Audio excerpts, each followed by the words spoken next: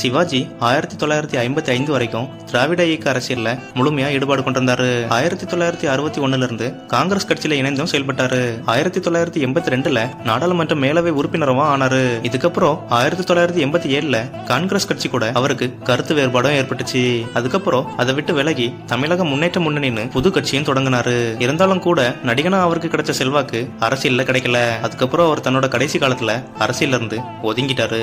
1962 அமெரிக்க அரசாங்கத்தின் கலாச்சார பரிமாற்றம் திட்டத்தின் கீழே அமெரிக்கா சென்ற இந்தியாவின் முதல் கலைஞர் சிவாஜி கணேசன் தான். இந்தியாவோட கலாச்சார தூதரா அமெரிக்காவுக்கு போய் அப்போதைய அமெரிக்க ஜனாதிபதி ஜான் எஃப் கென்னடியை சந்திச்சாரு. அப்போ அமெரிக்க அதிபர் ஜான் எஃப் கென்னடி சிவாஜி கணேசனை கௌரவப்படுத்துற விதமா அவரை ஒரு நாள் நயகர நீர்வீழ்ச்சியின் கௌரவ மேயரா நியமிச்சாரு. அதுக்கான சாவியையும் கொடுத்தாரு.